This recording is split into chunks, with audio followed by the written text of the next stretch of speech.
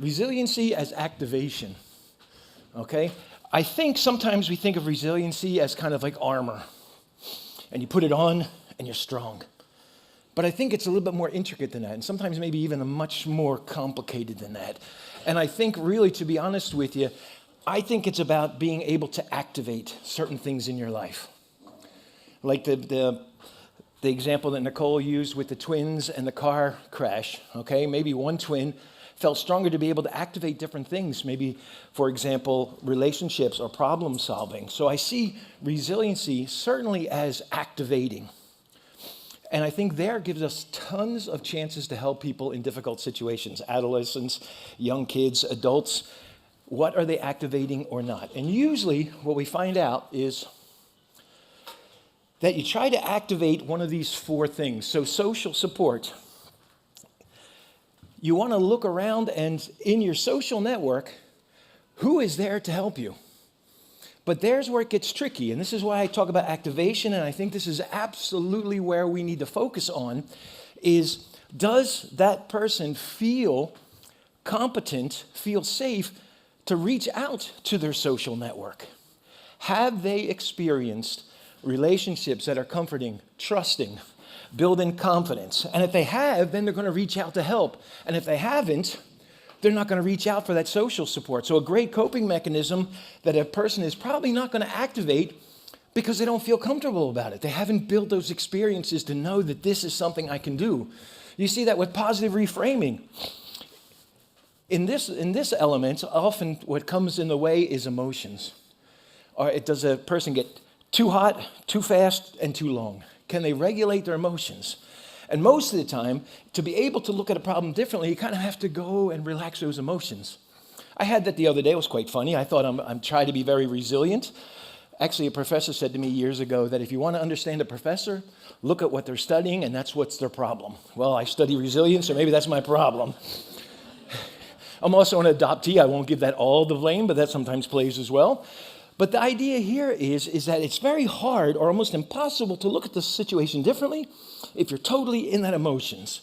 All right, I just traveled here. I'm from the Netherlands, or I live in the Netherlands, and my thing was I always put my passport next to my suitcase that's on my couch. So when the taxi calls, I pick up the passport, I stick it in my pocket, I grab the thing, and I go. And the other day, the taxi was there an hour early. Oh my God, talk about stress. Okay, fine. I couldn't find my passport, and I was totally freaking out. And for me, freak out is freak out and then get mad at myself. I'm like, Brian, my God, a PhD and you can't even figure out how to use your passport. How stupid can you be? Oh my God, I'm freaking out. And of course, I'm a guy, so I know that I'm just going to keep looking at the same place where I think it should be, as opposed to looking in the rest of the house. So I checked right next to the suitcase 20,000 times, and it still wasn't there. And finally, I was like, relax. And I did this, and the damn passport was in my pocket already. And I went, I can't believe it.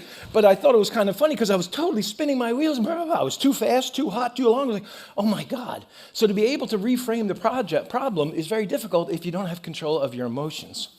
The next one is problem solving. And this one I think is interesting, but it's also tricky because I see a lot of resiliency programs, and that's what I develop with I have to say it correctly, with soccer clubs in Europe, even though we call it football because they actually use their foot, not their hands. Haven't figured that one out yet, but soccer is also a weird word. But you see that if a lot of these programs help kids learn how to problem solve. And it sounds great, but it's not. Because if you don't believe in yourself, if you don't believe that you can have an effect on your life, that you have a sense of mastery, good luck with all the problems. You're not going to try it. You're not going to activate those problems. You're not going to figure out the solution. I have a great solution. I just have to do this. But if you're not feeling it because you're insecure, missing some confidence, or just feel that you have no control, you can learn to problem solve from here to Tokyo, but it's not going to help you. You have to figure out how to activate that. And I think that's a cool challenge to look at the protective factors that Nicole talked about and how can we help people in those situations to activate that. Okay, I mean, my dad was an interesting father. He was a great guy, but he's like, just think about it differently, son, and everything will be fine. Okay, I can think about it, but I didn't think I could do anything about it, so it just didn't work. So it's two things. It's that coping And it's also that activation of that and being strong. And the last one, that's not there, okay, is avoidance. It's okay to avoid your problems sometimes. Not for a long time. Otherwise, it probably wouldn't work well with your marriage. If you avoid problems for 10 years, it might not work so well. But the idea is healthy avoidance is fine. Sometimes you don't have to take the problems on right away. But then the key here is, how can you healthily avoid your problems? A lot of people, inner city research shows, for example, and this is how I really got started with resiliency, is the higher level of optimism in teenage girls in the Netherlands leads to lower teenage pregnancies. I was like, holy God. I was like, optimism? Really? Is that it? But it's about the skill of having it and being able to do it. So if I can avoid things healthily, not with drugs or wrong behavior or alcohol, that's also okay. Emotions also play a lot in this. Okay, I have all this energy. When I was looking for my passport, my energy level was through the roof. I was going crazy. It's a shame I didn't get like a broom or a vacuum. I could have cleaned my house while I was walking all over the place. That would have been a good use of the energy. I had to get it out. But until I get it out, then I can move forward. And I want to make this kind of really personal. I can use a chair here.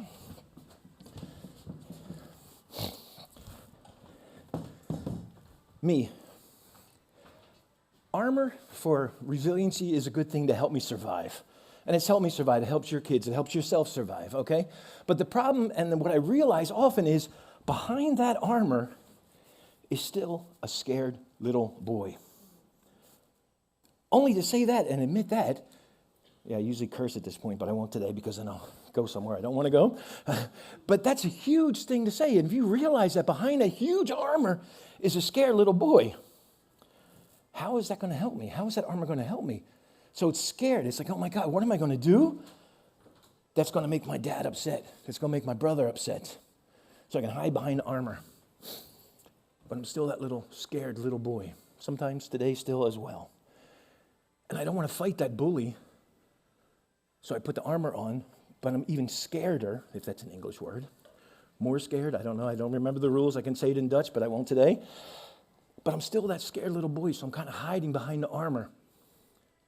What do I do? There was a great football player, Joe Namath. Maybe some of you guys remember from the old days. He has a great quote. It's always amazing, these athlete guys. Sometimes in their interviews, they're like, my God, he's putting 2 sentences together. That's amazing. But comes up with a great thing. He says, it's not how you fall. It's how you get up. Another huge thing. But how do I get up from here? That armor is heavy as hell. It's protected me, but it hasn't let me grow. It hasn't really helped me heal. I'm stuck here. How do I stand up? I stand up by experiencing relationships that help me feel comfort, that help me feel trust, that connection, that authenticity. That's how I can start to stand up. I can stand up by learning how to regulate my emotions so that I'm not the hothead on the school yard going crazy where no one wants to pick for the game because, the moment it goes bad, he's not the person we want. How do I stand up and learn about taking on problems? Is by learning I'm worth it. Experiencing that I'm worth it. Experiencing that I have control from that big world. Can you imagine from those kids' eyes? Still me sometimes I look at the ones, oh my God, how do I am going to deal with this? It's huge out there. How? By learning and experiencing that confidence. The idea that I have self-efficacy, that I can actually make a choice and a difference in my own life. But if I don't experience that, if I don't have that, I can't activate that because I don't trust it. 1 more minute, okay. I see 6 seconds, so I like your 1 minute much better. I want to give you grace. Thank you. Grace, thank you very much. Whew. So I think for me, the privilege is looking at those people that are struggling and not taking away. I'll go to the last slide. Pew. We can rejoice too when we run into problems and trials, for we know that they help us develop endurance. And I would take endurance out, I would just say character. Take character out and make it resiliency. And I would say sometimes you need to take the obstacle out from that person because it's an immediate threat possibly. But what's more beautiful is going through the fire with that person, strengthening that person as a person. What does that person need in terms of being able to activate, to move forward and go through? Some of the hardest parts of my life were going through that hellfire, some of which I created myself. But if I just went around, I wouldn't have learned. Activating is resiliency. If we can't activate, we can have the skills for the coping, but we can't get through the fire.